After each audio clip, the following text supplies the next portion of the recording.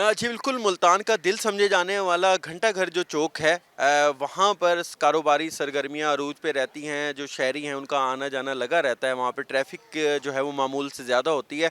कल रात भी हमने देखा कि इतवार का दिन था, छुट्टी का दिन था, लेकिन यहाँ पर एक इंतहाई अफसोसनाक वाक़या उस वक्त पेश आया जब स्ट्रेट फायरिंग की गई। दो गैंग हैं मुल्तान में, उनकी जानिब से जो है वो फायरिंग का वाक़या पेश आया और फुटेज में देखा जा सकता है कि स्ट्रेट फायरिंग की जा रही है, जहाँ पर ख़वातीन को भी उस फुटेज में देखा जा सकता है। तो मुल्तान के जो शहरी हैं, ख़ासतौर पे घंटा घर चौक पर मौजूद जो लोग हैं, वो काफ़ी खौफ हिरास में मुब्तला हैं, अभी भी हैं। उनका ये कहना है कि ये जो गैंग वार है, ये आए रोज़ ऐसे वाक़यात होते रहते हैं फायरिंग के।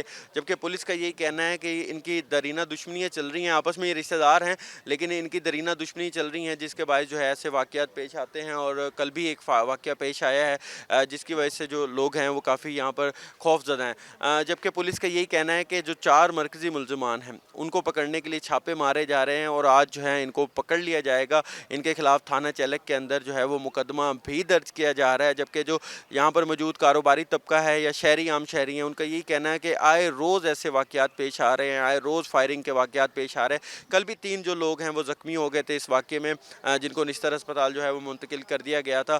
तो यहाँ पर जो मौजूद ताजिर हैं या शहरी हैं, वो यही मुतालबा कर रहे हैं कम अज़ कम के पुलिस से कि यहाँ पर अमन कायम किया जाए। ये जो गैंग हैं, इनके खिलाफ ठोस इक़दामात किए जाएँ ताकि इनका किला कमा किया जा सके, ताकि इनसे जान छुड़ाई जा सके और शहरी जो हैं अपने यहाँ पर जो ताजिर हैं वो सुकून से अपना कारोबार कर सके, और यहाँ पर जो शहरी हैं आए रोज़ इन वाक़यात से तंग हैं, वो भी इन यहाँ पर जो है वो सुख का सांस ले सकें। जी।